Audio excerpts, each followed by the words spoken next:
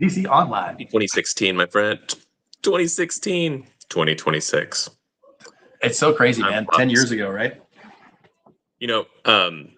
I just finished watching The Matrix with Annalise, who's my 16-year-old daughter. She's never seen it before. So I was like, hey, you're old enough now. I know it's R-rated, but you're old enough to see this.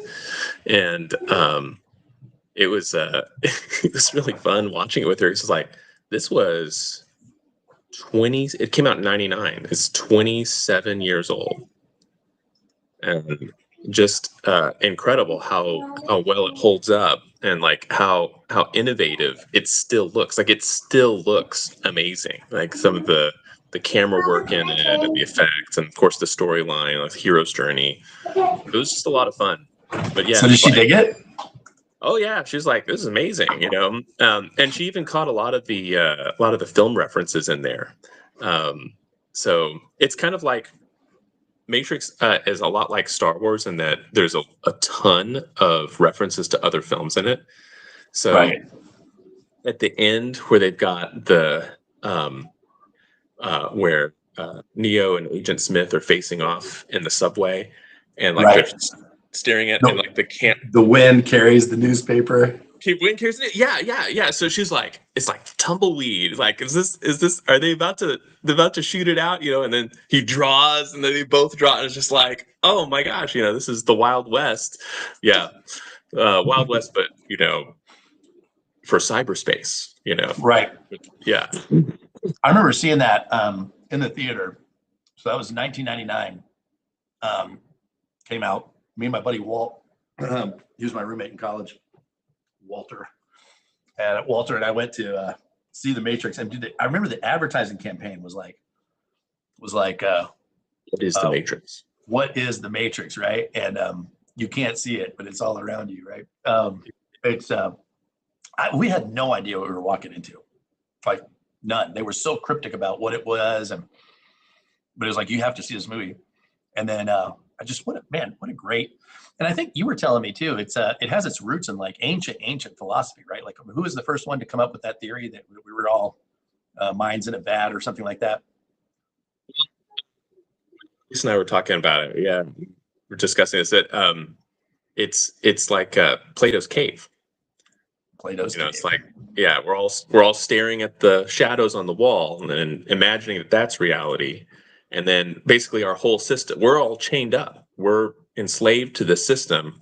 And if someone were to ever get out and like see reality as it was, then it's almost like if they were to go back, it would, they would seem ruined to everyone. Like, wait, because you've gone outside and see the sun, you come back, the shadows aren't as vivid to you anymore, and you probably are less good at predicting the next shadow and stuff. And they're like, man, why would anybody ever go outside? Look what happens. Right. Just keep the blue pill going. But like, so many things, like the red pill and the blue pill is like a metaphor for like finding out the horrible truth, and right. It's like there's just so much in it. It's just great. I think it's funny. Red pilled the whole idea of being red pilled, right, was like real popular 5 years ago or whatever. Where it's like, but it basically people that had turned Republican, right? Like they had seen through the Matrix and were like, Trump's not evil, he's fine. In fact, he may be helping America, not hurting America. I was like, oh, you've been red pilled. But I think the term now is black pilled. That's the term that everybody's saying is like people like different. People like Matt Gaetz or Candace Owens or Tucker Carlson or whatever, these people that were like originally red pilled, right? But now they're like, actually, both sides are completely corrupt. Israel's behind everything, or whatever you want to say, right? And those people are black pilled, So the one of the groups to really adopt that nomenclature would be like the kind of the battle of the sexes people, and so. Like if you were a blue-pilled person in the battle of the sexes, then it's like, well, here's the right way. If you're a good person, if you're a nice guy to everyone, if you do all the chores, if you do the chore play, then, your woman will pay attention to you and stuff like that. And it's like, be a feminine. Male feminism is sexy, kind of thing. That's the blue pill. Right. It's Oh, like but red pill is like, no, be a man, stand up for you yourself. man, you don't, you're the prize, you set your own thing. And as soon as you see through the illusion, right, of like women are wonderful, it's like women aren't wonderful. They're horrible. Look at the stuff that they do. They're so catty with each other. They backstab each other. They backstab you. And so they'll do things like one of the red pill phrases was stuff like, she's not yours. It's just your turn. Stop. It's like, oh, you're going to get replaced by her later, but that's okay because there are more. Pick you another girl off the girl tree, Right. And so then the black pill was like, no, there is no success in the war of the sexes. You're all doomed unless you're like the Giga Chad, right? If you're like the what's Giga Chad? The Giga Chad is the guy that is extremely handsome and tall and muscular and rich. And so like he gets out of his Lamborghini and, his shirt is all the way open. You can see his abs and, he's got all this stuff. He doesn't really work because he has all his investments working for him. That guy can be successful with women, see, but no one else can. Because you're not Giga Chad. You're basically going to spend your life begging for attention or like apologizing for having a sex drive or something like that. And so if you're not that guy, you might as well just give up. But where did Giga Chad come from? Why is he Chad? Chad is like, the alpha male. It's like everyone wants to be Chad, I know a couple of Chads. It's kind of funny. It's I'm trying to think. Yeah. Are they really alpha male? Yeah. So there's like this world is awfully no disrespect, Chad. Yeah. There's I'm talking to all of you. There's a lot of hilarious stuff in this world, but like there's all these sort of nicknames for people. It's like there are different types of women have different names, different types of men have different names. So the extremely attractive alpha male white guy is Chad. The extremely attractive alpha male black guy is Tyrone. So you got Chad and Tyrone. What about Chadwick? I know a Chadwick who's a Chadwick. So then the Giga Chad is the guy that's like he's so Chad that like he's oh my gosh, Chad. It's just he's just so much it's just Chad everywhere. Yeah. So then like the red blue pill thing. Yeah, in politics, it's like blue pill is like, we're here to fight for democracy. Don't you want that's what we're doing in the world is helping democracy, and this is a war between good and evil, and we're the good guys, kind of thing. And then red pill's like, no, you see through that, you see the truth, all that. And yeah, black pill is like it's all rigged. Even the red pill stuff, that's controlled opposition. Congratulations for being a CIA whatever plant. Plant or what do they call them? Useful idiot. Useful idiot. That's it. That's funny. Well, speaking of black pill, red pill, I was struck this week. So two stories I wanted to talk about for sure was Venezuela, because I think that story has massive implications for a lot of things. And if we have time to get to it, I'd love to talk about the Minnesota lady that just was gunned down in the street for attempted murder with her car. The other side's Ashley Babbitt. That's right. Yeah, exactly. Everybody needs a hero. So, but Venezuela first. If we yeah. What are your thoughts on this? You want me to go first? My hot take on it, or? Yeah, dude. Absolutely. Extraordinary rendition, I think, is the technical term. Yeah. We'll just go in there and take it. So I think this is less weird to me than it is to a lot of other folks. You see a lot of hand wringing about like, oh my gosh, the international norms and the rule of law. I think you shared with me the response from the official response from the Russian. Was awesome. Foreign minister. Invading a foreign country without, I'm like, this is a violation of international law and all that. And you're like, it's the Leonardo DiCaprio where he's pointing at the TV like, no, you. Right. Or what's that scene in Casablanca? I'm shocked to find gambling going on here. No. You're winning, So thank you. I think, and we've talked about this a little bit before on here, about the difference between the United States as a nation state, and the United States as an empire. And if you're looking at the United States as a nation state, like greatest country in the world kind of thing, then this looks really weird.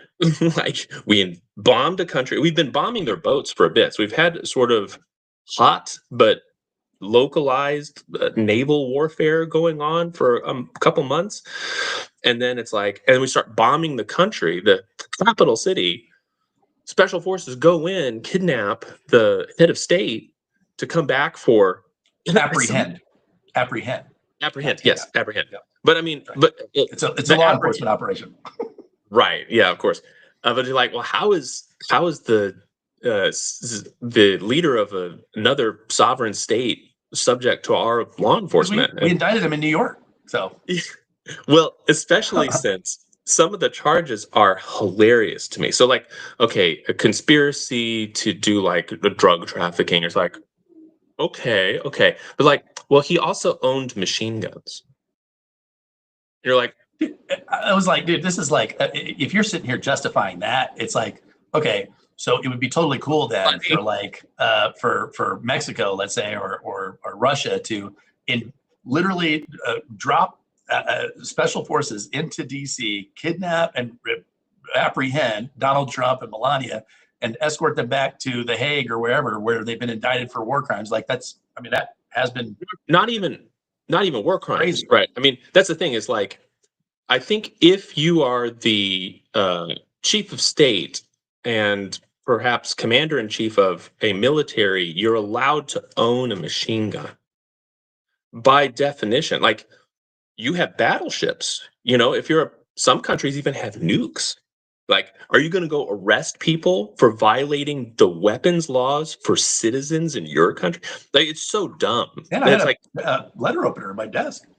It's like, it's one of those where it's like, no one looking at that can take it seriously. Like, oh no, see, he violated the United States Second Amendment, interpretation. Like that's clearly ridiculous. So I think for people that are thinking of like nation state stuff, this is just very confusing, very kind of disorienting, like what's happening. And you can see sort of a race, the hamster wheel, it's like, we got to figure out how does this make sense? And then you see also, oh, well, if you look, Biden actually, some of these indictments for Maduro are from the Biden era. So this is really a bipartisan action, and you're like, guys, this insane, right? Like this is after the fact insanity. But if you're thinking about the United States as an empire, like Rome, then it's like, well, so the empire says really everything in the Western Hemisphere belongs to us. This is all ours. All ours, yep. All ours. And so there's other governments that we allow to run their regions, but it's as a courtesy to them. Like, yeah, of course you run that part. That's for you. You go ahead. But then if they, if they're sitting there going like, actually, we're going to invite other parts of the world, some of the empire's adversaries to have a more influential role over here. Then it's like, well, no, now the courtesy is over. Like, and it's not like we're going to come, go to war because there's no reason to go to. Oh, why would we go to war? You're ours. This is ours. So we're just going to come for what's already ours. We'll just remove you because you're not part of the plan. You're not singing out of the hymnal, bro. Yeah, you're no longer useful as the regional power here that is operating at our discretion. So, so yank him out. He's going to serve. I mean, it's going to take probably 2 or 3 years for the trial to go through. And by that time, I mean, my goodness, like the government there will have simply moved on. Well, that's the thing is, I don't even think it matters. Like, I think they can do something like he could get acquitted. And it'd be something where they're like, well, yes, technically he would have broken the law if he was on U.S. soil, but he never was, and we could never prove that he was, and so like the jury acquits him, and so it's like, all right, walks out of the courthouse 3 years from now, but all the levers of power in his government will pass to other people that are friendly to us, and so it's like, oh yeah, walk out, you can do whatever you want now. You're a free man. It's American justice. Look, Well, the innocent go free. And in fact, we'll even cover the cost of your prosecution. We're sorry. And it's like, Yep. it doesn't, mission accomplished anyway, you know? So Here's your plane ticket back to Caracas, where our installed government down there has already racked up a fresh number of charges for you to face back home. yeah, maybe, or literally like, we'll give you a ticket anywhere you want to go. And it just doesn't matter. Like, why continue to show vengeance towards someone? It just doesn't matter anymore. You know, go into exile. We don't care.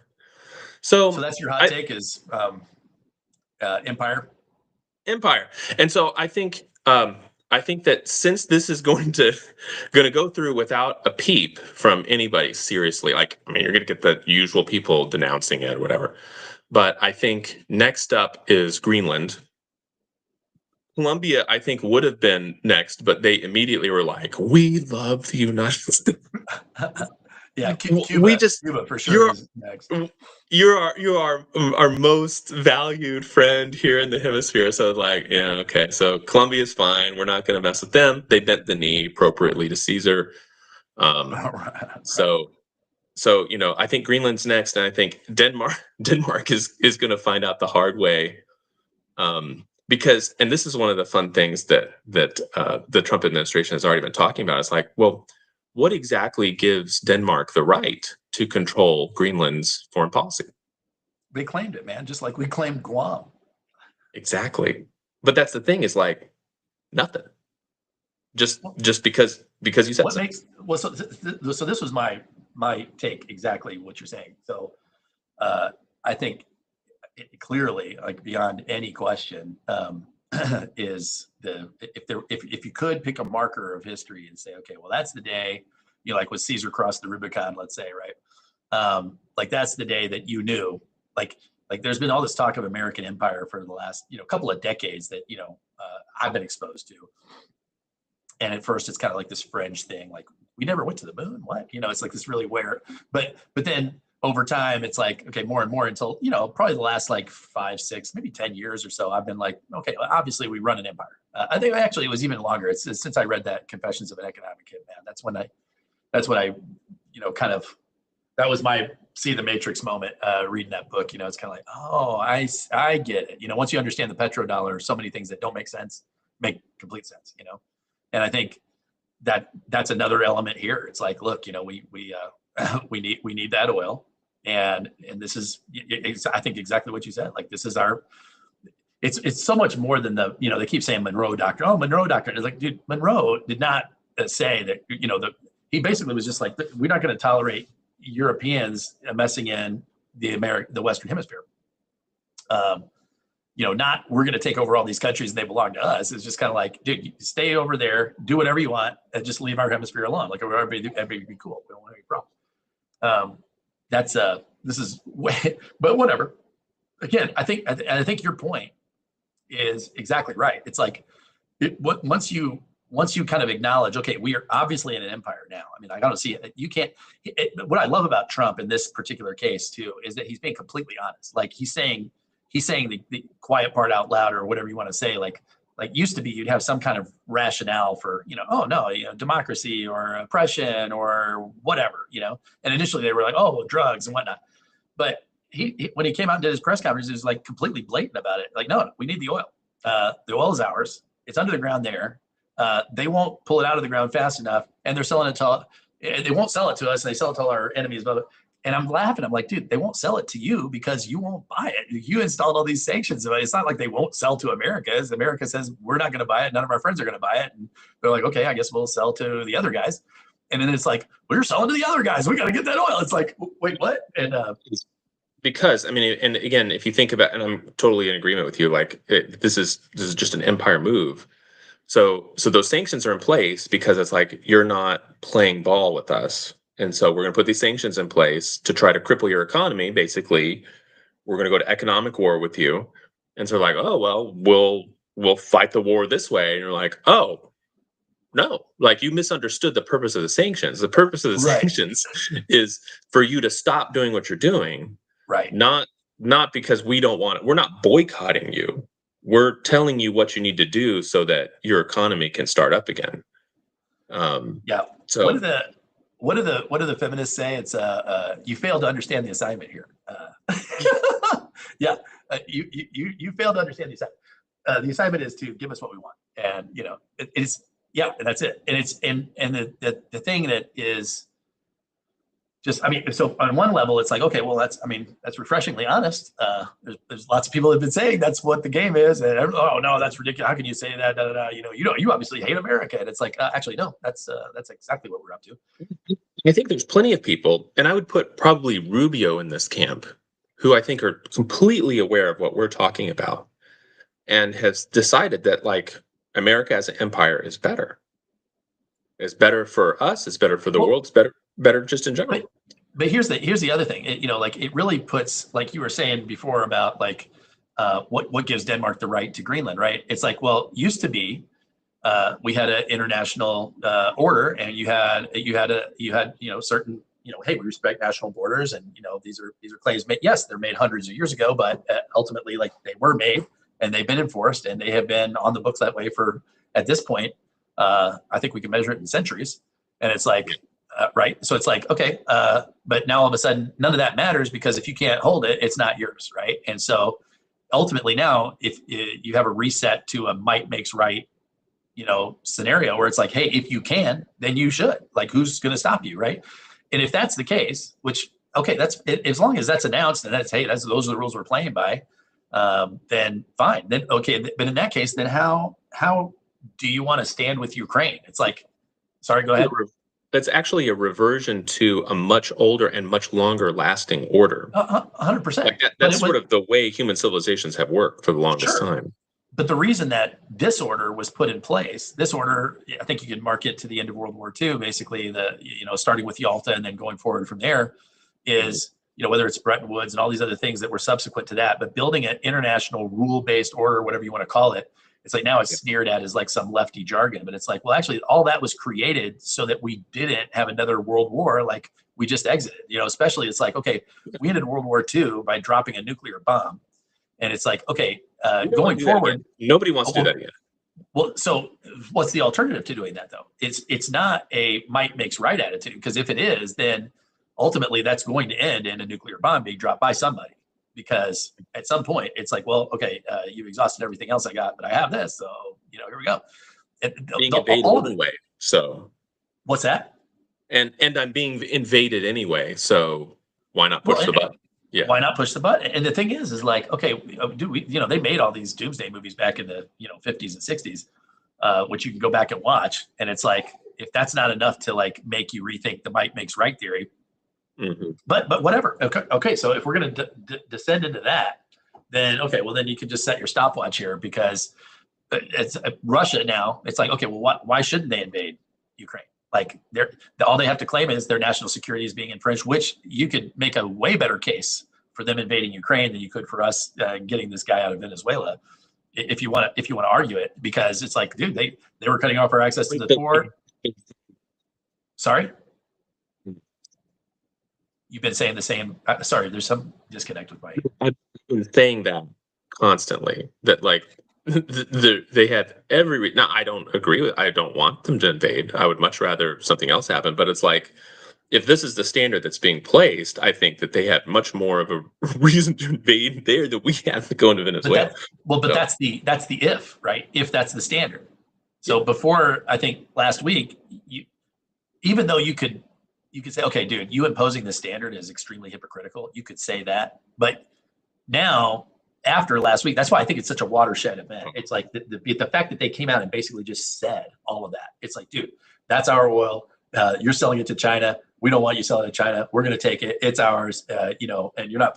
All of that is just basically, that gives carte blanche, not only to Russia invading Ukraine, but also, why shouldn't China just take back Taiwan now?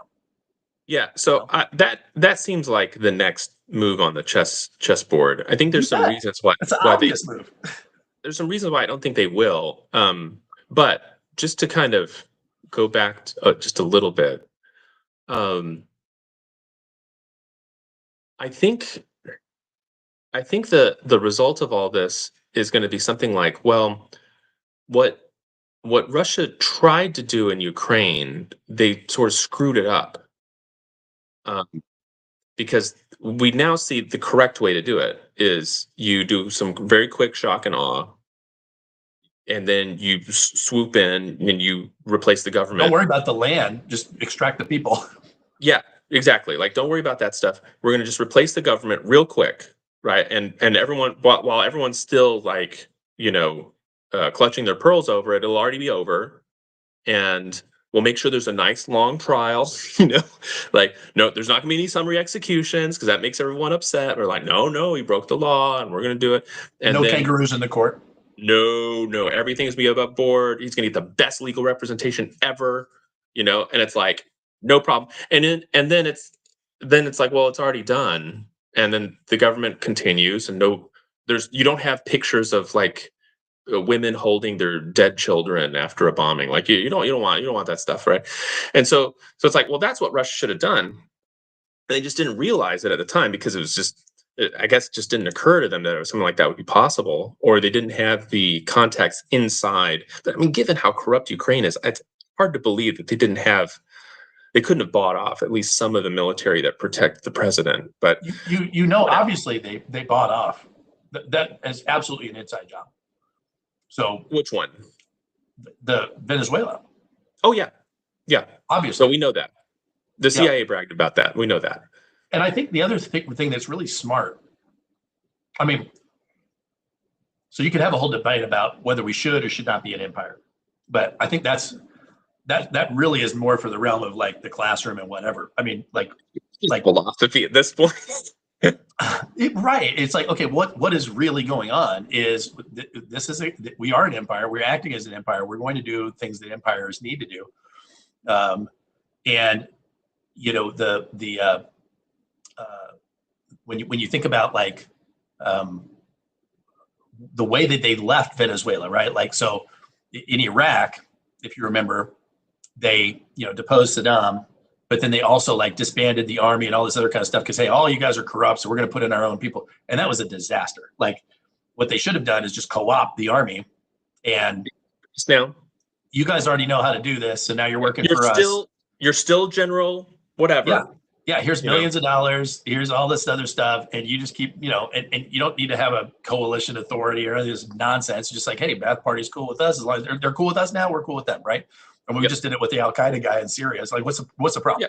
And so you kind of, if you want to make some policy changes, you do those gradually, and you'll be able to make those changes faster that way than rebuilding civil society from scratch.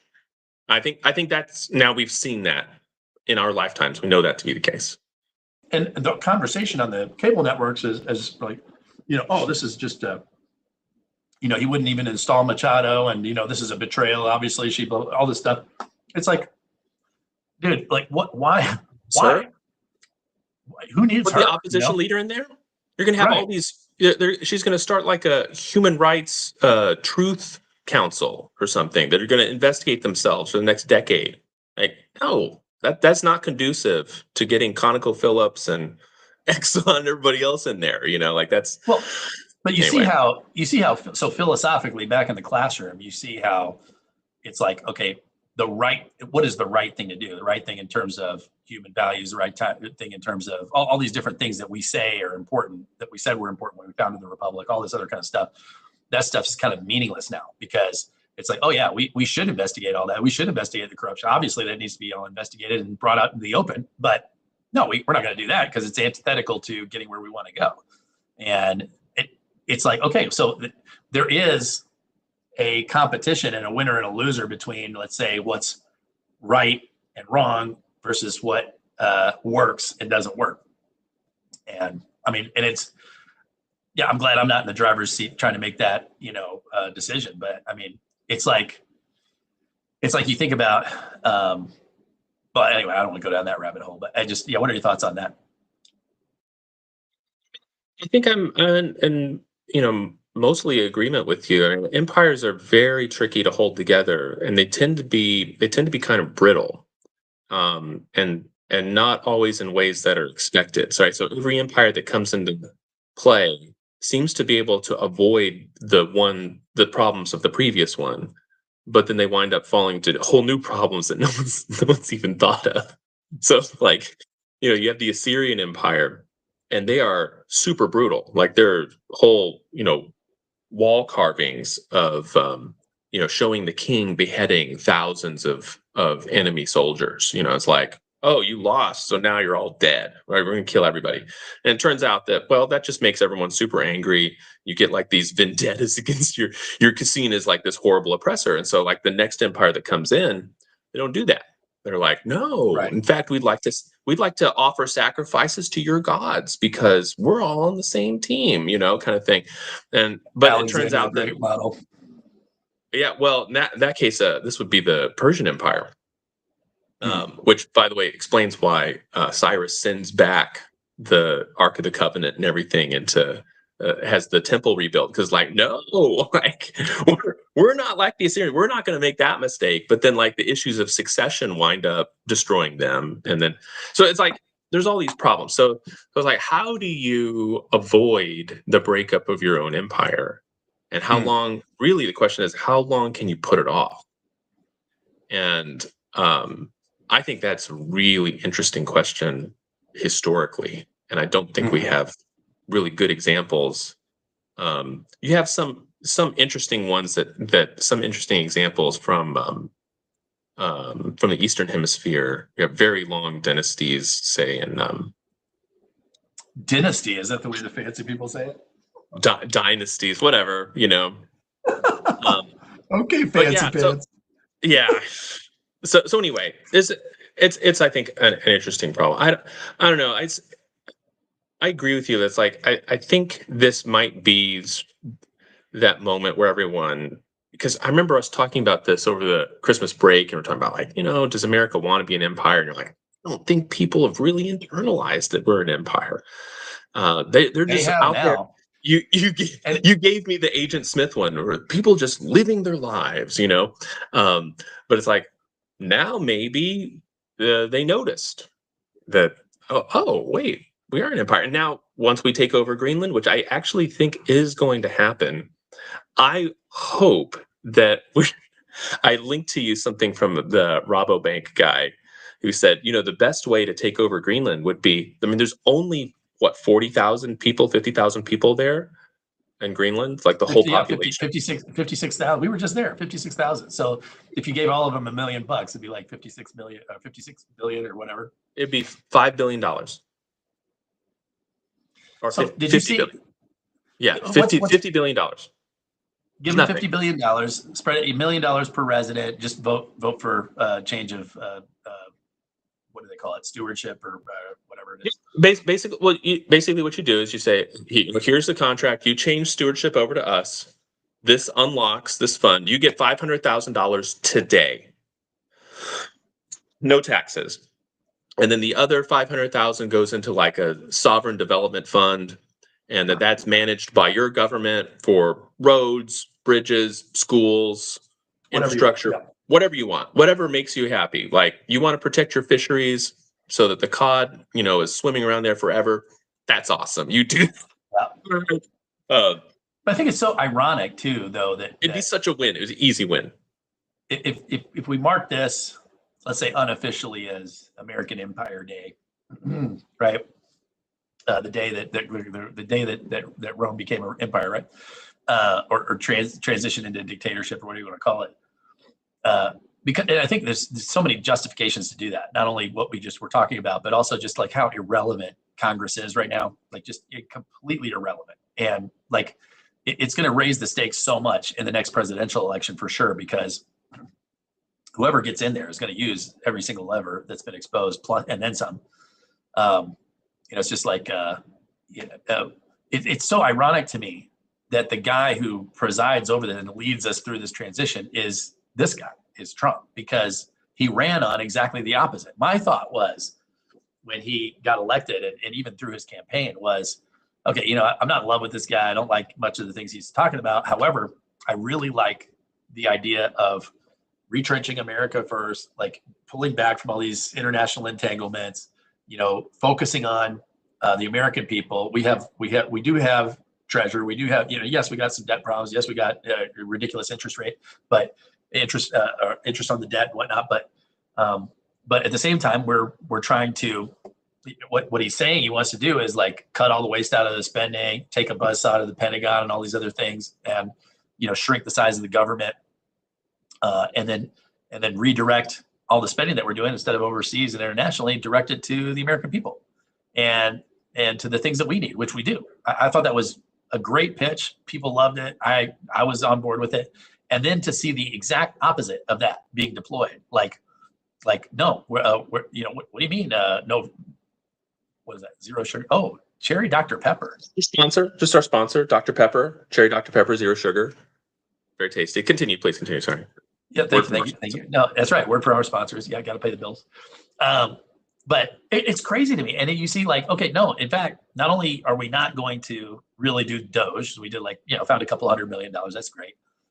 Yes, we're gonna, yes, we're gonna stop paying some money for these child programs because that's a bunch of fraud over there. But other than that, it's like, no. Instead, are we gonna shrink the Pentagon budget? No. In fact, yesterday or was it today or yesterday? I think it was today.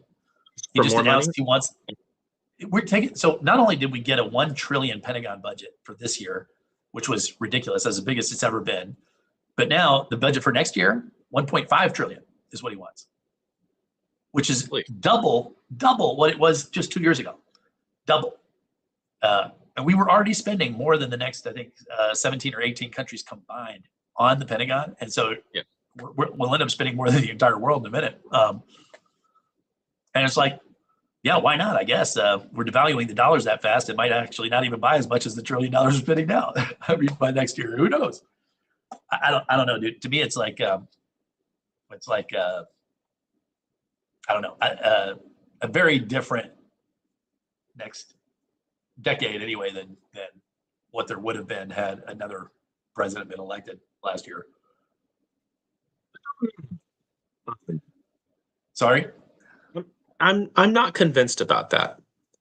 About what? That it would have been different? Any different? Yeah, maybe not. Well, I mean, obviously it would have been different, right? Obviously, Israel runs our country anyway, so. No, not the black pill, dude. Dr. Pepper, man, this is the opposite. Black pill. This is beautiful. What color? When you pour Dr. Pepper in a glass, what color is it? Yeah, black. Red. Dark red. Black, baby. No. So the negra. Caramel color, man.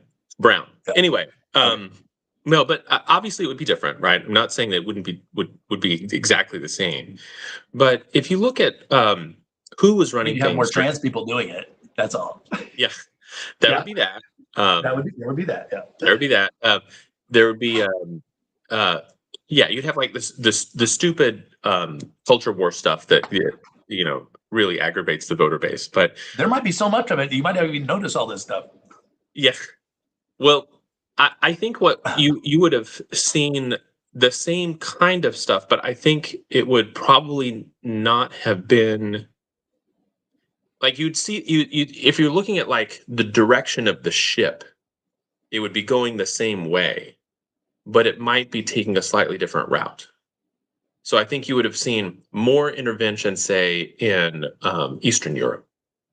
You would have seen like a larger pile up of military weapons. So we'd have a bigger and bigger military budget, but that's to replace the things that we've been sending to Ukraine. Kind of like it would be that kind of stuff.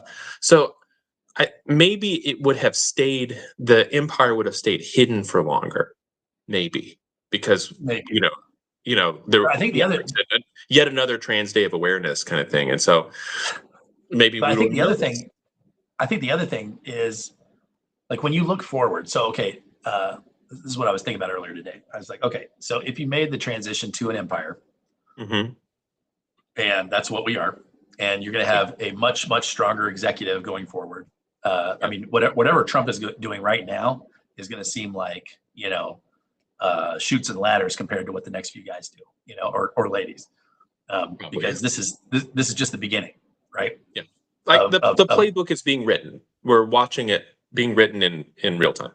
But we also have seen other playbooks already play out. So if you look back at history, we've had several empires we can look at. So I mean, the most recent being the British Empire, which wound down literally during World War II. Fascinatingly enough, had a soft landing. They're still a country. Yeah, a tiny one, a bit player. they get to pretend they're bigger than they are, but it's they're still just relatively prosperous. They kept their like their society, their language, their culture is mostly intact. Is it? Oxford's still there, right? I mean, that's the thing. It's like, where's the Sure, but Library of like Alexandria? I want to say in like 2 or 3 years it's going to be a non-minority British country. No, that doesn't matter. I'm talking. I mean, I'm saying like if you look at the Angles are gone, right? Like the Celts are gone, right? It's already been colonized so many times by so many. It's like, oh, here's another wave of colonizers. As long as they adopt the British way of life, who cares, you know? Well, that's the thing. As long as they adopt the British way of life, But now you've got. Go ahead. What I think is happening. I mean, but my point though is that like if you look at other empires, like their monuments are just tourist attractions. You know, like Okay. right, Well, but that's like fine. That's fine. I don't see that. I And don't see that. well, ours will be too. It's like that's the whole point. Is like if history is any guide. So let's like obviously we have a chance to rewrite everything. Like the future is unwritten. Supposedly. At least I'll cling to that illusion for the moment. So, but if history is any guide, right? You have a transition from whatever is into an empire. Whether it's a city state or some kind of democracy or whatever, going back to Rome. But so whether it's you got Sumerians, Babylonians, Greeks, Persians, Romans, right? Since Rome, what you've got? Since Rome, Napoleon. Well, you have the Holy Roman Empire, Charlemagne. Yeah. You had Napoleon. You had. Napoleon would qualify. Huh? Napoleon? Yeah, I mean, yeah, I think you have something Napoleon like would qualify. Yeah. Napoleon would qualify. You had the Prussians. You had Austria-Hungary, the Austro-Hungarian Empire. Yep. You had the Ottoman Empire. The Ottomans. We're totally leaving out Japan. We're leaving out China. So you have, and then of course Soviet Union, huge empire. And the British Empire, right? So you have these empires. They all pretty much follow the same. There's very common themes you can draw, right? And so the big thing I think for us, like if you look forward, okay, so if we're on the empire track, which I think we are, what are the next steps? What are the things that need to be done? So number one, especially, I mean, when you signal this kind of like military increase, who knows whether he'll be able to get it done, but assuming he can get it done, which I don't see why he wouldn't be able to, then, what do you use that kind of war chest for? And I think that the big thing is they have to get rid of the Russian animosity. Like that has to be reset. They have to co-op. Russia needs to be on our side. If somehow make friends.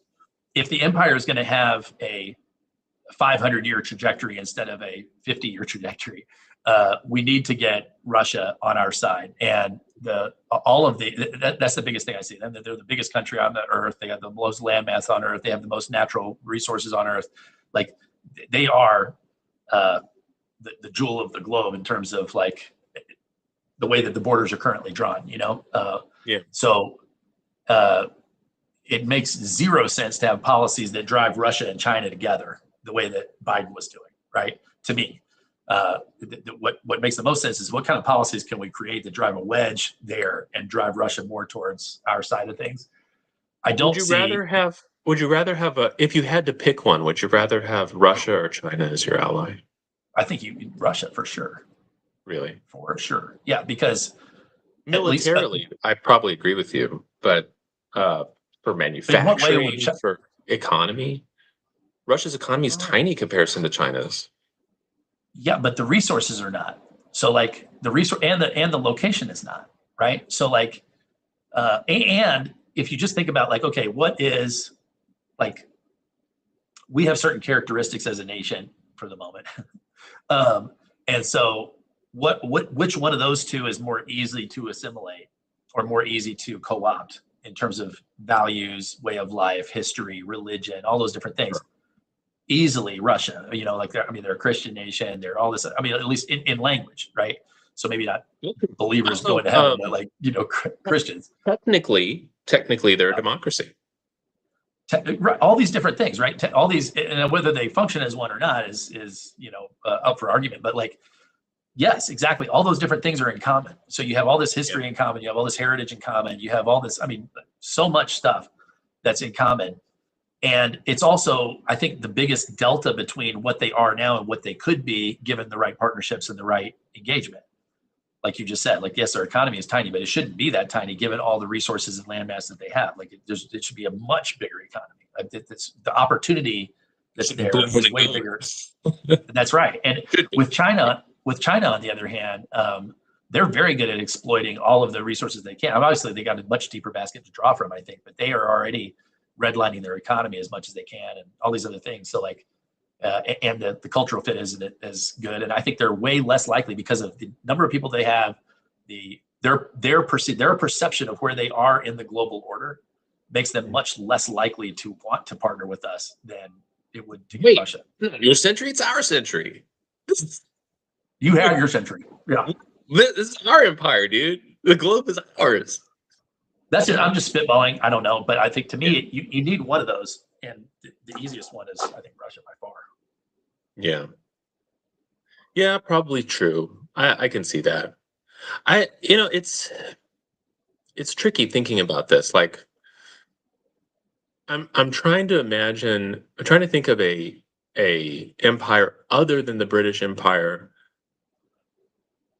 excuse me, that had a graceful exit. Like British Empire's final real act of global hegemony was to end the slave trade, the Atlantic slave trade. And then shortly thereafter. But that was a suicide. Yeah, but that's the thing is like that's kind of an amazing accomplishment if you think about like it would be like the last thing America does before we wind down our empire and become just the eastern seaboard is to like solve money so that money no longer means anything. And it's like that's the level of societal change that empire had at its sort of last gasp. So I don't know. I'm trying. All the other ones, it ended really poorly, like invasion, collapse, massive amounts of corruption, hyperinflation leading to revolt. Yeah, famines. Really, really difficult frontier issues, like with Rome and the Germanic tribes. That there's just like, I don't know. I can see the appeal. Like this time it'll be different. Like we'll be able to do it better. And it's of course, we're so much smarter. But that's the thing is like, do you really think that any of the politicians working today, or you or I, are smarter or better at managing people than someone like Octavian Caesar, like Caesar Augustus? Right. No. Like he, yeah, okay, he could do it, but none of us can. Like come on, right. Right. So I don't know. He did a great job. Yeah, that's what I'm saying. That's what I'm saying. Like, well, he's a true political genius, like the real deal, the real thing, yeah. And there's not been that many, and so it's like, what about Anthony Blinken? I just don't want to have like the crappy empire. Like that's what I don't want. I don't want to have the empire everybody is like feels oppressed by, and it's just kind of garbage, and we're all waiting for it to collapse so we can get on to the next thing. Or the joke empire, like whatever the French thought they were after Napoleon, right? It's like, dude, you're not. No. Republic, Right. I would be down for like the Dutch Empire. They didn't even call themselves an empire. It's just, no, we're just a trading ground.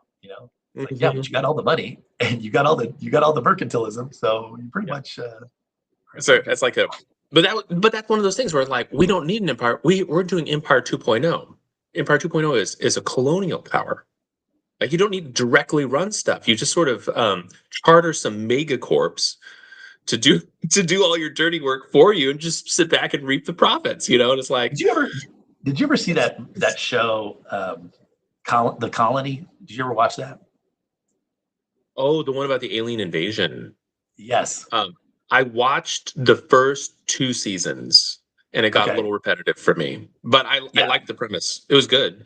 I just Yeah. Yeah. had other Yeah. things. Yeah. And you stopped at the perfect time. The third season is the last one, and they kind of ended on a cliffhanger because they got their budgets cut, funding cut. Uh, Uh, but it was a great show. And one of the things I loved about that show is you never see the aliens. So for those of you guys that haven't seen it, it's like the concept is, Earth gets invaded. These aliens basically take over and they install these basically puppet governments.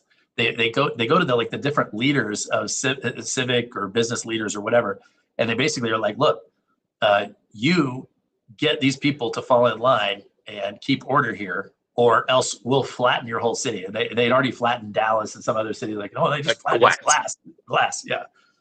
And like, you don't want that, so they're collaborating, I mean, basically like the people all hate these governors, but basically like the governors are doing like, dude, if we didn't do this, like they're going to kill you'd be everyone. dead. You'd be dead. So like, what you should be saying is, I think you mispronounced, thank you, and, but it's such a fascinating, metaphor for colonial power. And if done right, and what's great about the show is like, again, you never see the aliens, I think ever. I think maybe the first episode of season 3, you see something that's kind of like an alien. It's like, oh, Like yeah, a light or something. Yeah. right. But it's basically like all you ever deal with are these people who are working for the aliens, and you're like, so you got this police force and all this other kind of stuff that's going on. There's curfews. Cities are And divided into controlled zones. Yeah. Right. Yeah. It's such a great show. The first season, and the second season if you feel like it, but you can skip the third for sure. But I wonder about like, okay, so going back to Venezuela, it's like, I think of all the things that they did here, it's like, okay, that was, you could see it's to me it's intelligently done. Now, should it have been done? That's an argument for, like I said, a different day. I think at some point, you and I have vacillated about this a lot. It's like, okay, well, you're on the verge of empire. Let's say best case scenario, a week or two ago, it's like, okay, do you tip this way, or do you pull back? And the reason I think Trump was elected, and the reason I was excited about the possibility of this piece of his agenda was to lean the other way, to come back and kind of pull it together and take care of our people. Because I mean, with one thing, I was laughing. It's like, who's in charge of Venezuela? He's like, oh, I could tell you, but you're not going to really like my answer. But well, actually, we will. I mean, he just said, oh, we will. We're running it. Yeah. And we are. I think it was who's in charge. We are. And it's like, dude, you're in charge of Venezuela. You can't even run this place. Like, what are you talking about? So, but okay. So if you're going to do it, they did it very intelligently. It's like, okay, first of all, flawless execution on the plan to get him out. And I think very wise to work with and co-opt the various existing layers of leadership to implement whatever the thing is. And do we have any casualty numbers? My understanding was it was very few. 0 on our side. Yeah, obviously. No, like I'm talking about for the Venezuelan people. I don't know.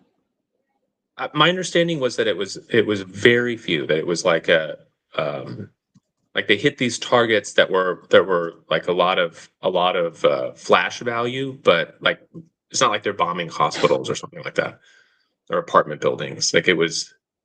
I don't know. I haven't seen any numbers. I didn't know if you had. So I'm just looking here on. So no U.S. troops reported killed. 7 service members are injured. Most already have returned to duty. Venezuela military officially report 23 to 24 Venezuelan security personnel killed. Okay. We're assuming those are bodyguards and so on. Right. Later assessments putting it 23 after names were released. And then Cuba states that 32 of its military and security personnel stationed in Venezuela were killed. Okay. Venezuelan UN related briefings cited at least 40 deaths, then 80, including civilian security. So basically, the total is roughly 70 to 80 deaths. 70 to 80 total. Total. That's the outside estimate. But maybe as low as 25-ish. If you only count the Venezuelans, yeah. Right. So 25 at the very low end, 80 at the very high end. Right. I mean, and that is that's remarkably small numbers. Yeah. Even if it was 1,000, it's like ridiculous. So in terms of like warfare. Hold on one second. I have a question.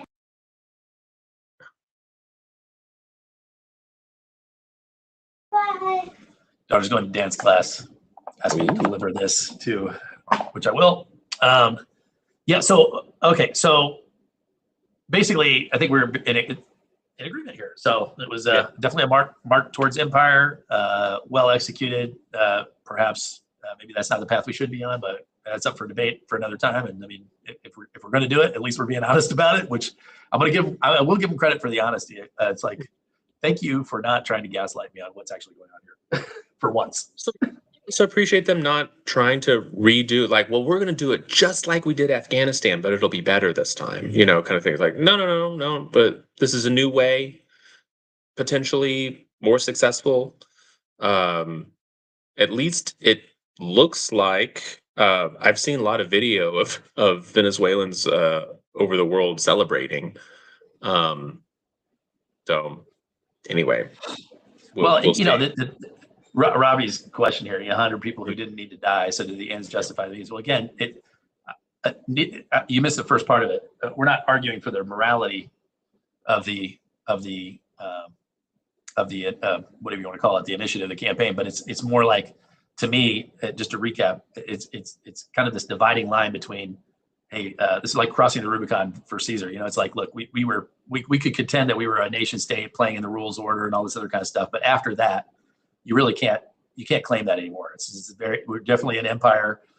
We're claiming ownership of the entire hemisphere, and we're basically saying, because we can, we did, and of course we should have, because it was there and they were not playing by our. Anyway, he's a bad guy, and so there it is. And I think it just opens the door to recap. Like, why would Russia not invade Ukraine at that point? Why would we be fighting, sending the Ukraine? There's no reason under that framework to support Ukraine. Like, who cares? This is Russia can at least claim their democratically elected government. Ukraine can't even claim that anymore. It's like, what's the purpose of that? And I also don't think, why would China not invade and take over Taiwan at this point? Why would we not? Now, we may not go into Cuba simply because we're trying to co-opt the Russian relationship. So I mean, that I said earlier, well, maybe Cuba is on that. Certainly Rubio wants to go into Cuba, but that may or may not suit our interests long term if we're trying to get that chess piece. But if you look at it as just a chessboard, which that's what it is now. I don't see how you can claim it's not. There's no like we're on the side of morality and democracy. Like, that's out the window. At this point. Yeah. So I don't think so. I've seen a lot of discussion about Taiwan in the aftermath of this. I think this is not as cut and dried as a lot of people are thinking. And mainly because the main resource in Taiwan is their manufacturing ability. Like, it's not like, oh my gosh, the island of Formosa is it's got so much resource. It's not so much just arable. No, it's not just manufacturing though. Just to add context, and then please speak to your point. But I mean, I think the thing that you miss is the significance of Taiwan being there, and that we can basically have our ships and our people and our stuff there. It hems in China's aspirations for the China Sea. Is really that's really the military piece of it. Sure, but but it's not like so like we could go into Venezuela and be like, well, they're doing a pretty crappy job of pulling the oil out of the ground, and we can do it better, and our companies are ready to go. And guess what? In 6 months, you're going to see Venezuelan oil like you've never seen before being loaded into tankers coming up. Into the Gulf of Mexico, because I think the crown jewel of Taiwan right now is the Taiwan Semiconductor Manufacturing Corporation, TSMC, and TSMC is where all of AMD's parts are made, all of NVIDIA's parts are made, all of Apple's parts are made, all of everybody's parts. All of the semiconductors that are important, very high tech manufacturing is all happening there. And if I don't think those machines continue working, if you understand what I'm saying, if the government is overthrown, I think that there are kill switches involved. I think certain things get just fused off, and that you're just going to have a bunch of paperweights. It's all booby trapped. Yeah. I think it is. I mean, I don't. Yeah, Why I wouldn't wouldn't. it It be? wouldn't surprise me. Yeah, it wouldn't surprise me. I would insist on it if it was mine, you know. But because so it's like, oh, we took it over, but now it's, well, you don't get anything. I mean, you get the location that you can then project power from that spot, or you can push antagonistic powers away. I get that part, but it it's purely the chessboard at that point. Like, you don't gain anything from it the way, say, oh, we're taking over Venezuela, we're taking their oil. It's like, we're going to take TSMC and now we own, AI, kind of thing.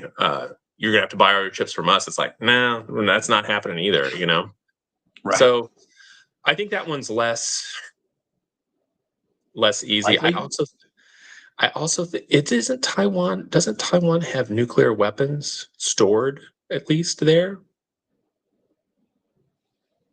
No, Ravi, what Russell's saying is that they're more than likely booby trapped in some way because of all the IP that we have over there, that we would not allow those facilities to stay intact, and have probably already planned out some destruction mechanism in case it is overrun. You're right. China has no incentive to do any of that. China's incentive would be to keep all that intact if possible, and I doubt very seriously that we've would have left that vulnerable to that kind of action. Obviously, it's a contingency everybody thinks about. So, I mean, how could you not have preparation for that? But maybe they're super stupid and have it. Maybe they're stupid. Well, I wouldn't underestimate stupidity of people. It's probably. I mean, if it was me running it, there would be. That's a guess. It's a guess. But I mean, how could it not, dude? I mean, how could it not be? It probably the best way to do something like this would be like a dead man switch, where if it doesn't get the signal from wherever within a certain time frame, everything just fuses off. And by fuse off means that not unrepairably damaged from the inside. And in case everyone like, chips can't do that, they can. In fact, AMD has shown off on their own where if you do certain things on an AMD server chip, it fuses off sections inside the chip to void the warranty so that they can, there's no way to repair it.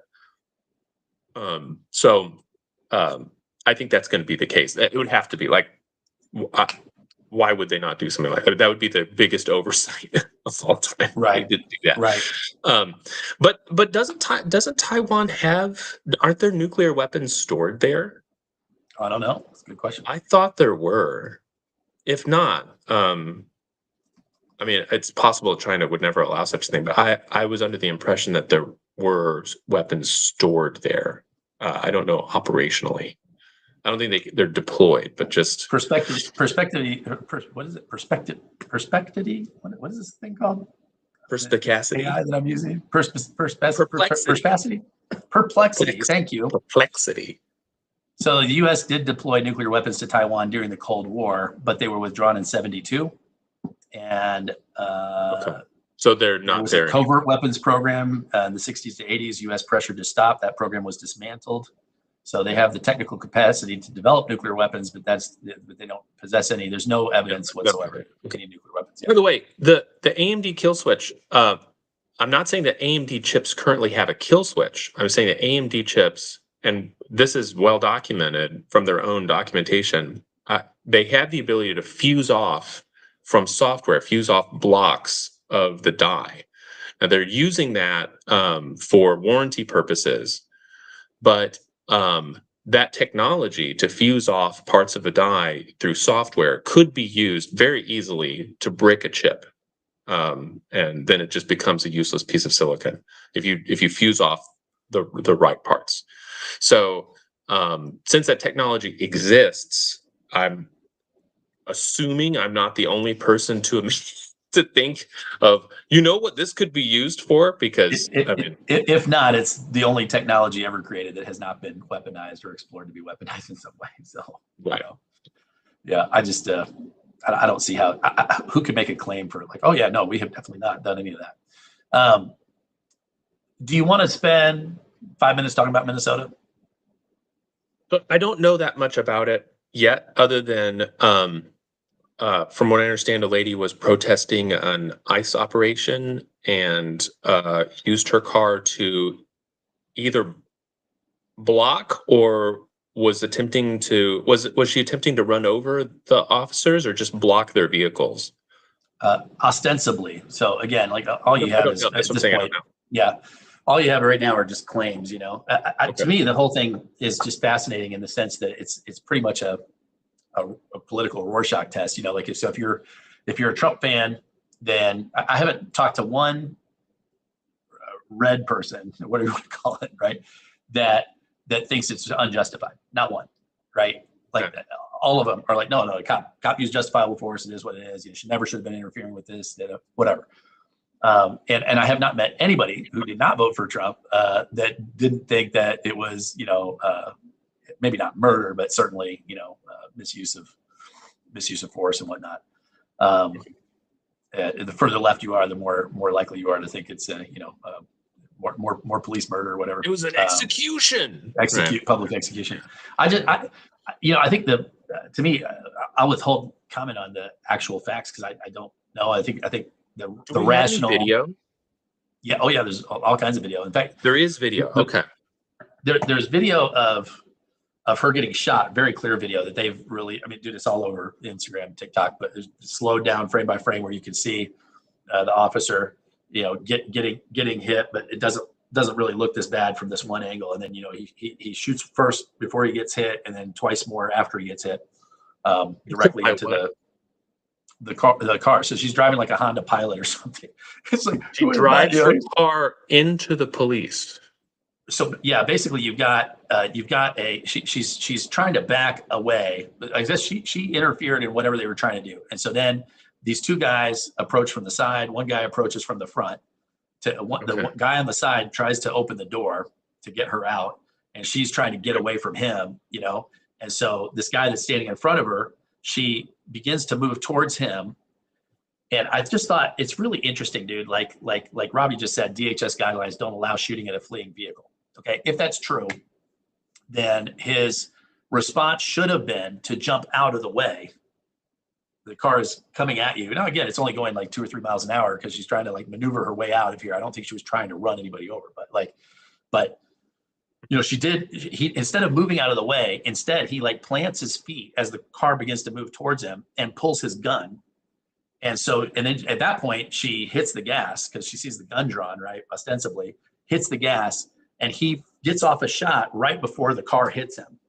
Now, it doesn't hit him in the sense that he gets knocked over or anything, but it's more of like a glancing blow where he gets hit and it pivots his body this way as the car goes by him. And as his body goes this way, he keeps his gun and just pops one literally right to the side of her face, and then another one right as she like is driving past. And then maybe, I don't know, 20, 30 yards down the road, she crashes into another vehicle because she's, incapacitated. Yeah. That's what happened. If you see another angle, so they've been showing that angle a lot on all the news stations. And then what's not really being shown is this angle from the front that's kind of taken from higher up down the street. And you can see it's a much harder looking hit than what the first video shows. However, and again, this is my big however, it's like, okay, but he was still on his feet. So there was no he was still on his feet, able to stand, not only maintain his posture, but also get off another 2 rounds afterwards. And he wasn't incapacitated in any way. So where is the threat to life or anything like that? To me, there's some elements missing that would usually be defensible there. I'm very curious to see how this plays out. So, like I said, I just heard about it, but I haven't gone into the. Did he say that he was worried about like a car bombing situation or IED situation where it's like she's driving the car towards the police in order to like cause giant, like a mass casualty event, and so like in order to protect them. That's the narrative on if you watch Fox or Newsmax or whatever, that's what you're going to hear. You're going to hear, well, we had no idea, like maybe, obviously she's a threat. She has no problem like hitting police, hitting a federal agent. So who knows what she's capable of, and we have to neutralize this threat, right?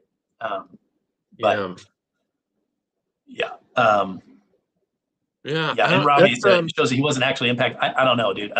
But whether he was or wasn't, ultimately, okay, let's say he was minimally or wasn't minimally, whatever. Either way, it was minimal in the sense that he did not lose his footing. He did not lose his aim even.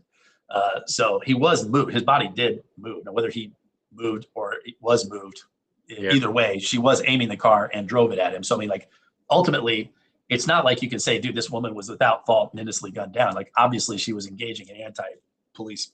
I just, as I was thinking about it, I was like, okay, in what world?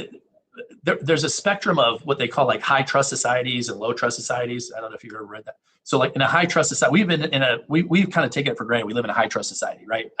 I pay you this money and you're going to sell me this thing, right? Like I show up and mow your yard, you pay me when I'm done, right? Like we get stopped, we all stop at a 4-way stop and there's an order to the way that we go, right? You don't need traffic lights or we don't have people like, physically there. We have rules, we all understand what they are and we abide by them. And there's trust that you and I, you run somebody over, you pull over and see what's up, because, yeah, maybe you're afraid of the hit and run thing, but also because it's the right thing to do and you feel like a shitty person if you didn't, right? So all of that is present in a high trust society.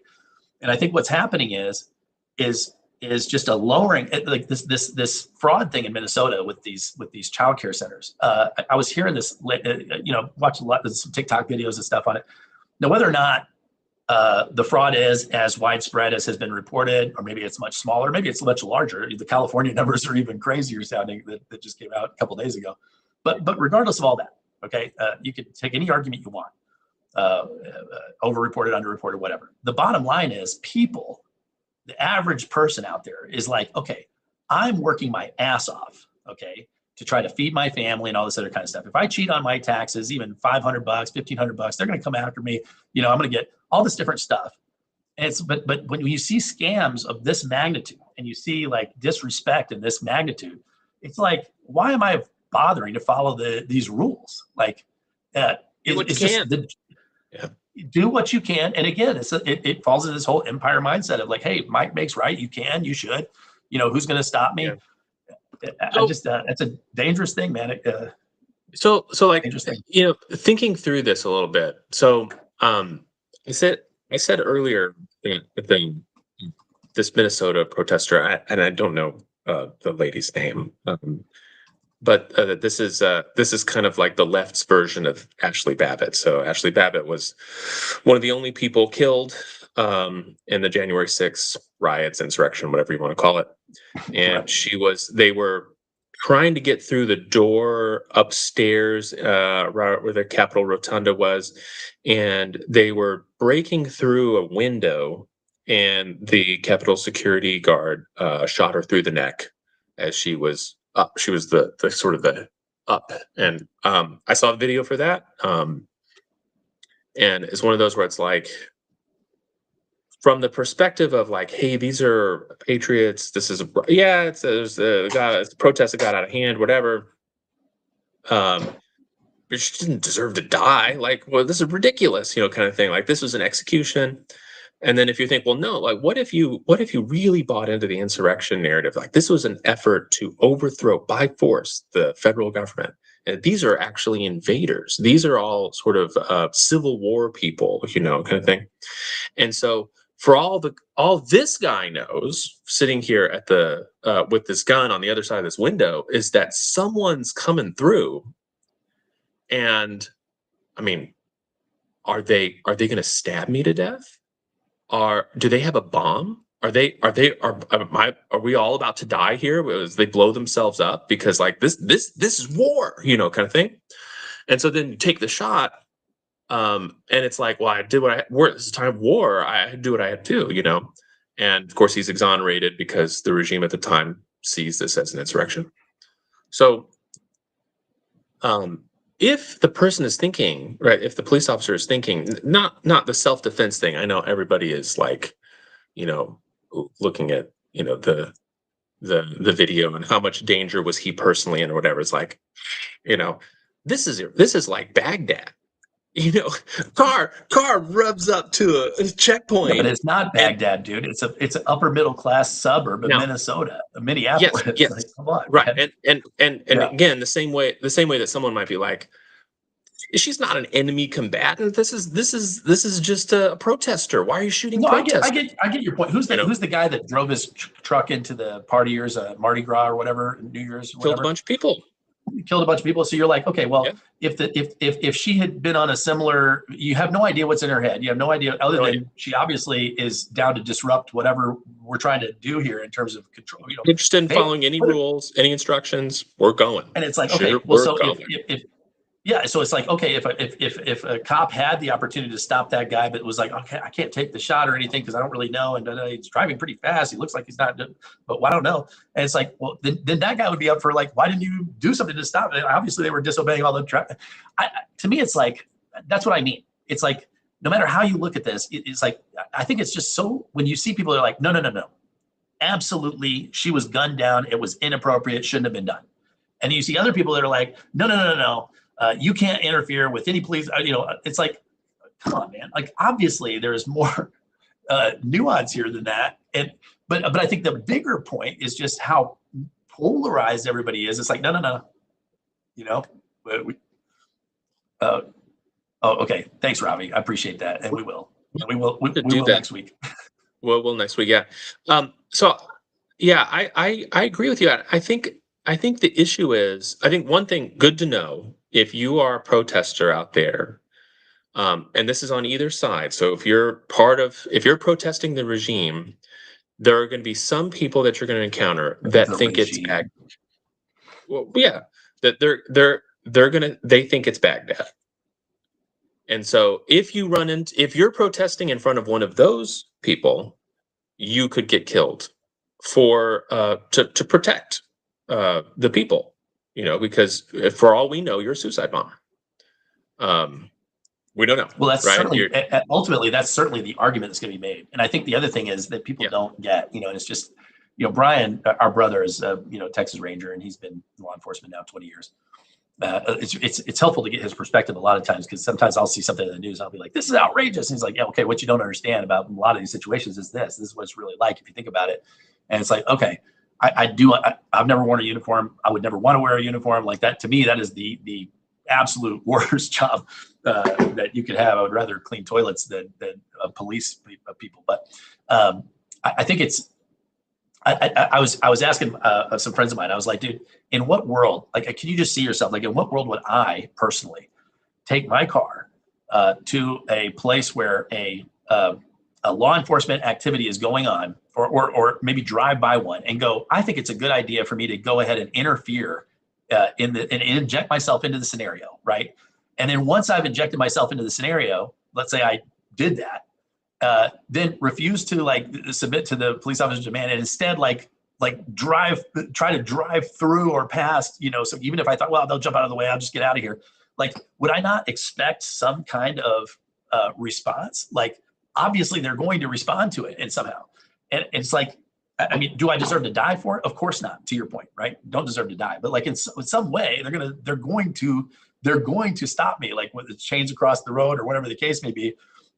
Hopefully not a bazooka into my moving car, right? I mean, that would be Baghdad for you, But so I do take the point, dude. She did not deserve to be executed by any means. But like the fact that people think this is okay to just, I don't get. Here's the other thing I just don't get. I'm not a fan, for the record, of how ICE is implementing, enforcing the immigration law. I'm not a fan. It's very heavy-handed to me. It's over the top. Okay. That being said, they are being compliant with the current law, and so it's not ICE that I have a problem with. It's the current law that I have a problem with. They're operating under a legal statute that's been passed by Congress. Like, they're just enforcing the existing law, and I don't like the way they're doing it. And I don't like that they're doing it. I don't like the way the law is organized. I don't like the way that they're doing it. However, my problem is not with ICE. My problem is with the legal framework that they're operating under. And to me, it's like, if you think the proper way to deal with this is to have a citizen uprising, I mean, it's like why don't we see this happening in Texas, let's say, or in any of these other places? It's because our law, like here in Texas, our law enforcement cooperates with ICE. So if somebody is captured that's not supposed to be here for some other criminal thing or whatever, they get called. ICE comes down and they quietly extract transfer them from the prison into a thing, and they take them away. The reason that this is going on up there is because the police not only are adamantly refusing to cooperate with the enforcement of the immigration laws, they're actually they're literally working to counteract it. So now these people are out in the community, and it leads to stuff like this. I just don't get why are people angry at ICE? They should be angry at their leaders that are actively working to. I mean, I just don't understand it at all. Maybe Robbie, maybe you can speak to that. Those leaders are enthralled. They're in the thrall of a madman, a dictatorial madman, and so we would want Congress to act, but they can't. And so what they have to do, they have to convince the policeman on the ground to put his weapons down and join the protesters, right? Like, yeah, pick up a flower, put down your gun. Come on, Age of Aquarius, let's put go. The flower in the barrel of the gun, like we're right before it explodes and blows you away. Yeah, give peace a chance, man. No, I think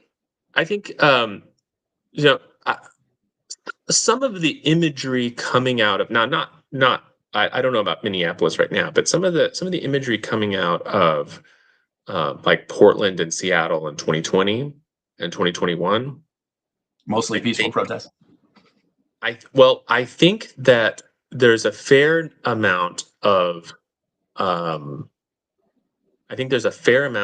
enforcement that think that it is Baghdad, and I think it's just worth keeping that in mind, right? So it's like,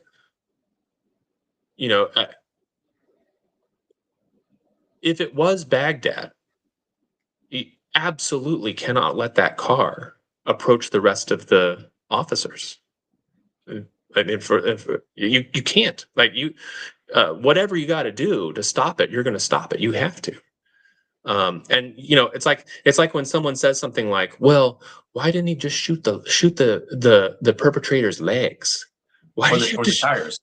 Yeah, or the tire. You're like, you don't realize how hard. It's like this is one of those things that is going to happen in Baghdad, and I'm not saying Baghdad is now, but Baghdad. So that's your slogan.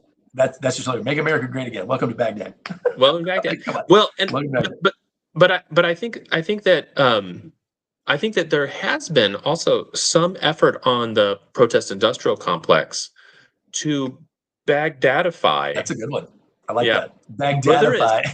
To Baghdadify some of these protests, and again, like the use of Molotov cocktails and lasers and some other stuff, and so it's like, well, gosh, if that's what if they're telling us we're in Baghdad, so we got to respond like we're in Baghdad. You see Ravi's last comment. What did I say here? I agree. They think it's Baghdad, and that's why we don't need PTSD, military, or militias. This is a great point. I'm putting it on the screen because I don't know if you saw the vice president's remarks today, but JD Vance made some remarks, and he's like, what these guys don't understand is that guy that was hit by the car, he was actually hit by another car 6 months ago and dragged down the block or whatever. And so, of course, you think he might be a little bit, worried that they're going to do the same thing or what? I'm like, okay, well, that's a PTSD issue. Like, he shouldn't be on the streets if he has that issue, like it's certainly not a line of defense. Like, so you're saying you knowingly put a guy with PTSD into the field. Like, to me, it's like, again, I think whether you're an apologist for either side, none of the things you're saying make any sense. Yeah, I don't think that's useful. This is going to be. I'm kind of curious to see as more information comes out on this one.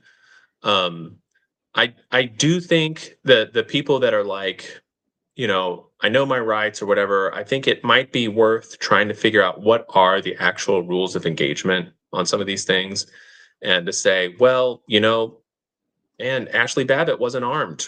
She didn't deserve to be summarily executed by the police. It's like, she's just protesting. Yeah, she wasn't supposed to. Oh, well, give her a ticket for trespassing and escort her out of the building. It's like, you had to kill her. And it's like, well,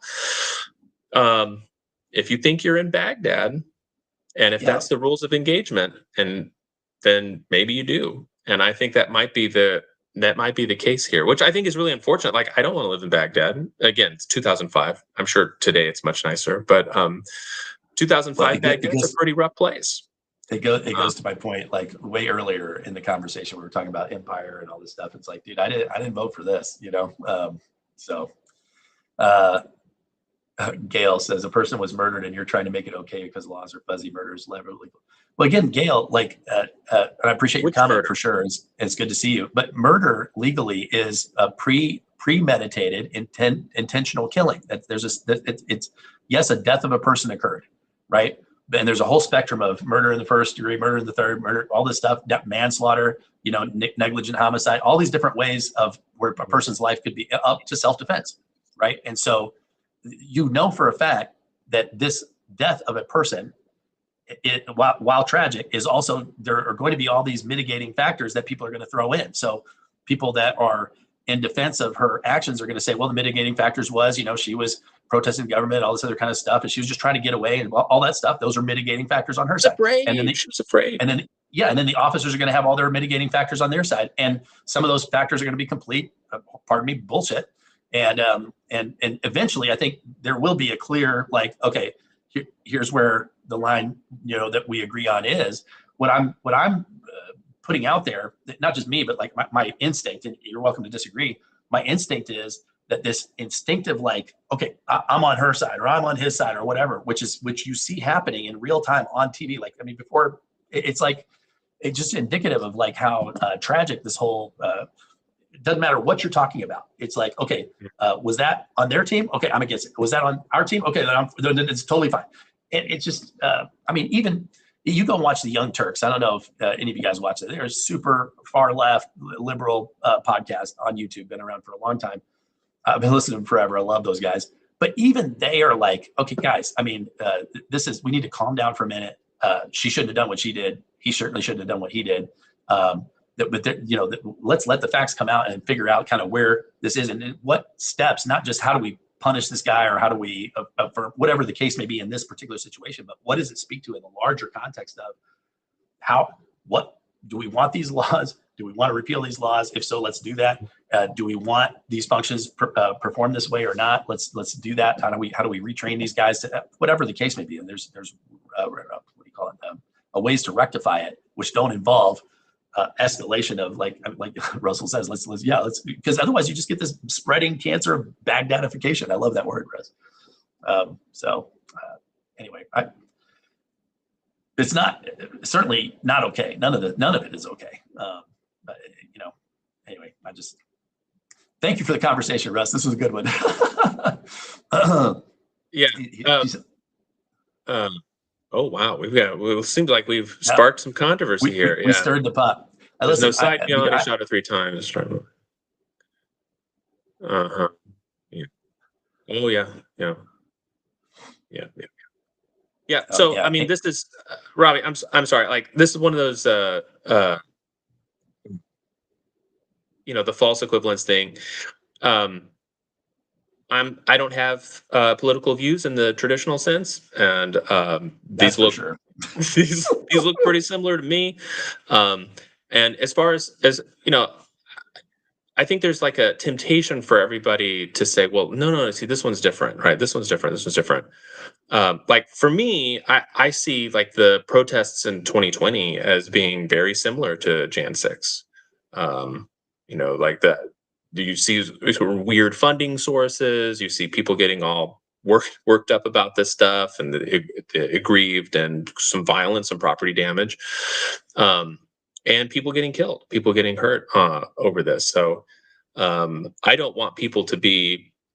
What I don't want really ultimately is for people to be sacrificial lambs in someone else's game. And Amen, I feel like Babbitt died needlessly because whatever organization that whipped up enough of a frenzy over this to get people to go over there, we got to go in the building, make our voices heard, kind of stuff. Well, you could argue that was Trump as well. So I mean, certainly whoever it was, part of it. Yeah. But it's like, her dying has nothing to do with her, right? It was other people. If she had been sick, if the protest had been more successful, it would have been other people that benefited, not her. And I think the same thing goes with like the opposition to ICE and all this other stuff. If we're talking about this lady felt like she had to do something, to stop the American Gestapo or whatever. It's like, well, you got sacrificed, you got radicalized by someone that is not really have your best interest at heart, and you just got, your collateral damage in someone else's game. As far as whether she should have been led into the congressional chamber, again, if it's Baghdad, then absolutely not, because she could have a suicide vest on. On the other hand, if it's not Baghdad, she should be arrested. She should be cuffed and let out, and bail should be set, and she should be charged with trespassing. Not let out, but led out, right? Led out, yes, led out. Yes. Frog marched. Yes, yeah. Cool your heels in jail for 48 hours. Yeah. Guys, I apologize. This is super great. Audience, great conversation. I have a hard stop. That was 5 minutes ago. I got to go. But love you guys. Thank you for watching. And we'll be back next week. Yep. Yeah. Cheers.